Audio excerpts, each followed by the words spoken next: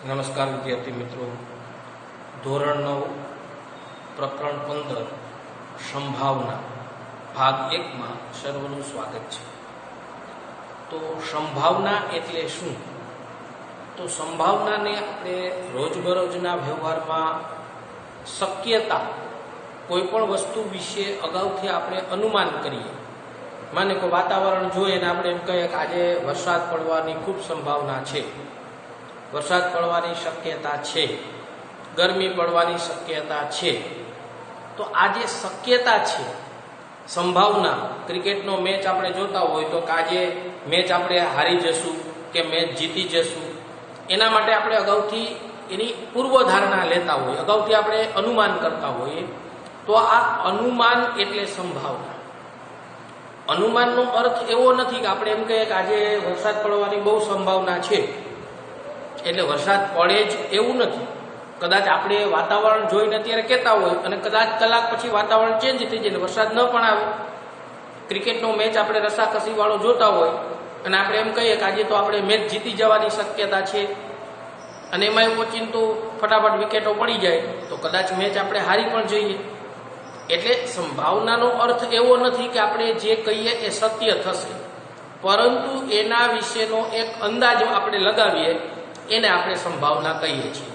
તો સંભાવનાની ખરેખર શરૂઆત તો પત્તાની રમતમાં, કોઈ પણ પત્તો આપણે રમતા હોય, 52 પત્તા હોય તો એમાંથી કયા 3 પત્તા આવી શકે એનો પાસ્કલ, ફર્મા આવા ગણિતશાસ્ત્રીઓએ પ્રયોગો કર્યા અને એના આધારે એક આખું ગણિતનું એક શાસ્ત્રનો વિકાસ થયો, જેને સંભાવના, પ્રોબેબિલિટી તરીકે આપણે ઓળખીશું।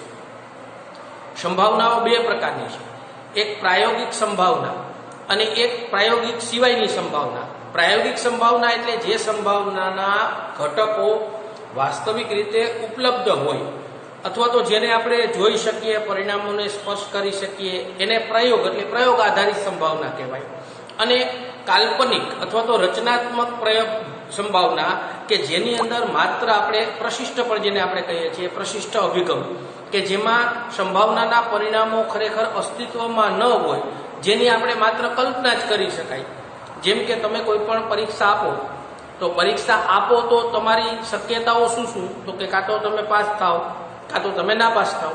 તો પાસ અને નાપાસ એ વસ્તુ નથી, પરંતુ માનો કે તમે કોઈ પણ પ્રયોગ કરો, કે માનો કે 52 પત્તામાંથી એક પત્તું લ્યો, તો એ વાસ્તવિક છે, પ્રાયોગિક સંભાવના છે। એટલે અત્યારે આપણે આ પ્રકરણમાં માત્ર પ્રાયોગિક સંભાવના વિશે વાત કરવાની છે। ખૂબ સહેલું પ્રકરણ છે, સંભાવના 10મામાં પણ તમારે આવશે, એમાં પણ ખૂબ સરળ છે। 9માનું સંભાવના આપને જો સારી રીતે આવડે તો 10માનું સંભાવનામાં પણ કાંઈ નવું નથી। તો સંભાવનાની વ્યાખ્યા શું? તો કે સંભાવનાની અંદર કોઈ પણ ઘટના બનવા માટેના શક્ય પરિણામો, એટલે ઘટના એટલે શું? તો કે કોઈ પણ આપણે પરિણામોનો સમૂહ, એને આપણે ઘટના કહીએ। એક નિશ્ચિત પરિણામોનો સમૂહ, એને આપણે ઘટના તરીકે ઓળખશું।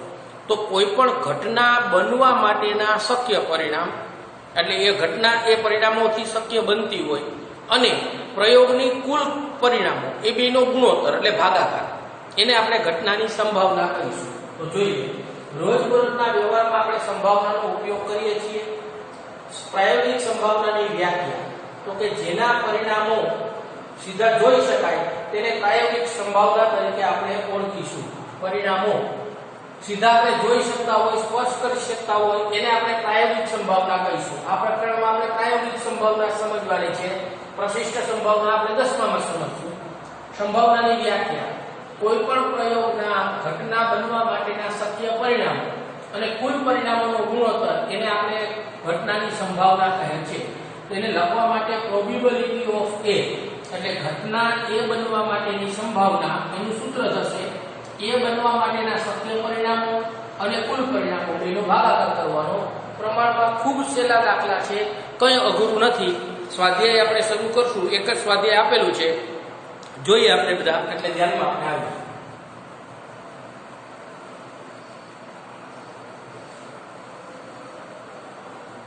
એક્ઝામ્પલ સ્વાધ્યાય 15.1 દાખલો પહેલો,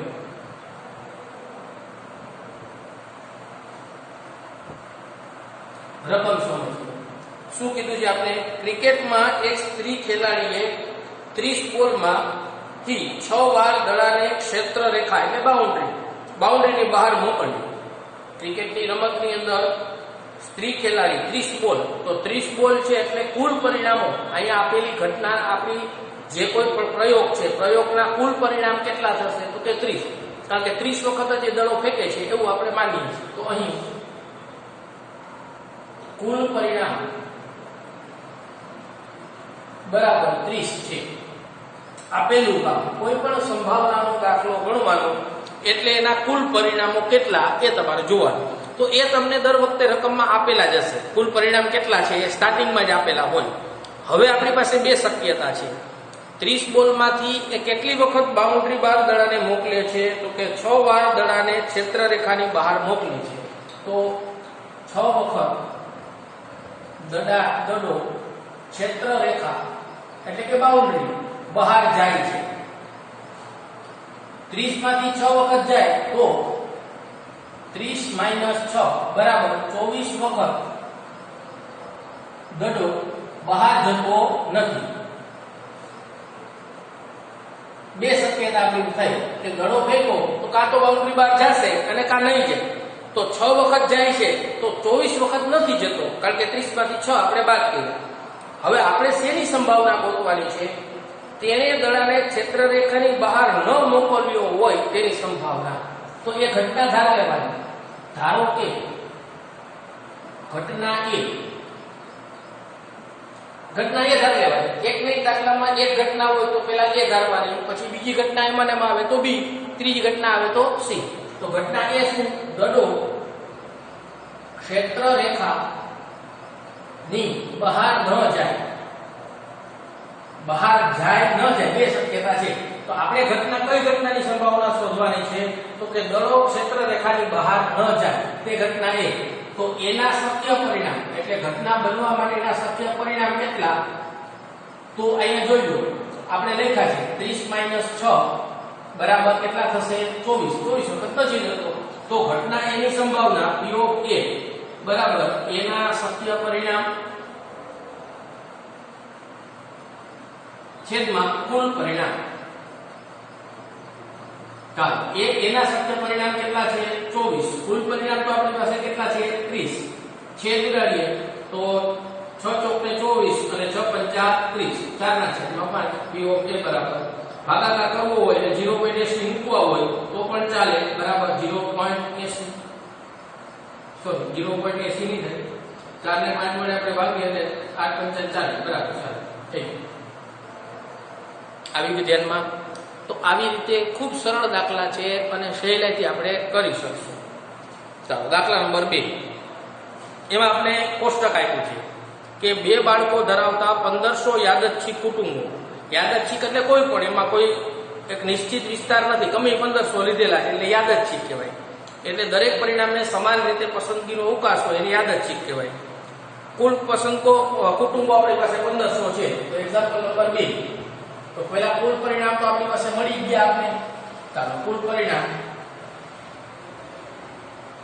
એક્ઝામ્પલ નંબર 2. કુલ પરિણામ આપણી પાસે એટલે કુલ કુટુંબો કેટલા થયા તો 1500. એટલે કુલ પરિણામ તો આપણા માટે કેટલા છે? 1500 છે. આવી ગયું ધ્યાનમાં? હવે કોષ્ટકમાં આપણે આપ્યું છે કે કુટુંબમાં છોકરીઓની સંખ્યા, બે છોકરીઓની સંખ્યા હોય એવા કુટુંબ 475 આપ્યા છે. એક છોકરી હોય એવા કુટુંબ 814 આપ્યા છે. અને એક પણ છોકરી ન હોય એવા 211 કુટુંબો આપણે આપ્યા છે. એ કોષ્ટક આપણે રકમ આપેલું છે. હવે આપણે યાદચ્છિક રીતે પસંદ કરેલ કુટુંબ પેલું બે છોકરી હોય. ચાલો તો પેલું કહું છું યાદચ્છિક રીતે એક કુટુંબ પસંદ કરતા યાદચ્છિક રીતે પસંદ કરેલ કુટુંબ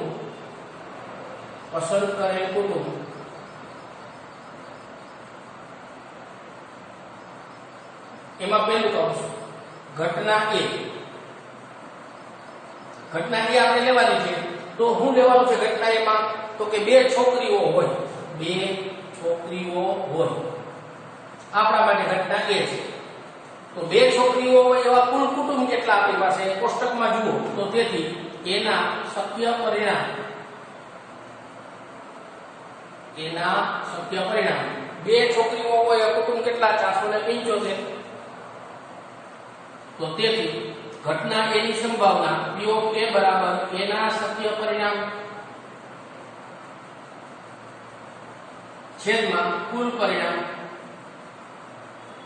ચાલો A ના સત્ય પરિણામ 475 કુલ પરિણામ આપણે આપ્યા છે 1500 તો આ બંનેના છેદ આપણે ઉડાડવા હોય તો 25 વડે બેને ભાગી શકાય છે 25 * 25 47 માંથી આપણે 25 બાદ કર્યા તો પાછળ વધ્યા 22 22 એટલે 5 25 9 225 હાલ આને 25 વડે ભાગીએ તો 25 થઈ ગયું P of A બરાબર ઘટના A ની સંભાવના આપણે મળી છે ને સરળ કામ સરસ ચાલો બીજું કૌંસ એક છોકરી હોય આ પ્રકારે બીજું કૌંસ ઘટના B એક છોકરી હોય ચાલો તો ઘટના B ના સત્ય પરિણામ ચાલો જુઓ કોષ્ટકમાં એક જ છોકરી હોય એવા કુટુંબ કેટલા તો કે 814 તો P of B બરાબર B ના સત્ય પરિણામ છેદમાં કુલ પરિણામ તો તેથી P of B બરાબર ચાલો B ના સત્ય પરિણામ આપણી પાસે 814 છેદમાં કુલ પરિણામ 150 છેદ ઉડાડવા છે તો અત્યારે બેને 2 વડે ભાગ ચાલે છે તો 2 વડે આને છેદ ઉડાડીએ તો 4 * 8 શૂન્ય હોય તો 2 * 7 = 14 છેદમાં 750 પડે છે સમજણ સરસ એક્ઝામ્પલ નંબર કાઉન્ટ ત્રીજું એક પણ છોકરી ન હોય ઘટના C ધાર લેવાની ઘટના C એક પણ છોકરી ન હોય ચાલો તો તેથી C ના સત્ય પરિણામ ચાલો કુટુંબમાં એક પણ છોકરી ન હોય એવા કુટુંબો કેટલા છે આપણી પાસે તો કે 211 તો P of B બરાબર B ના P of C છે અહીંયા એટલે C ના સત્ય પરિણામ છેદમાં કુલ પરિણામ ચાલો C ના સત્ય પરિણામ 211 કુલ પરિણામ આપણી પાસે તો 1500 છે અહીંયા કઈ છેદ દેવું દેખાતું નથી એટલે P of C બરાબર જો તો પ્રમાણમાં ખૂબ સરળ દાખલા છે સંભાવના એટલે સહેલું પ્રકરણ છે હવે આપણે પછી બાકીના દાખલા છે તે ફરીથી પાછા મળીશું ત્યારે આગળ કરીશું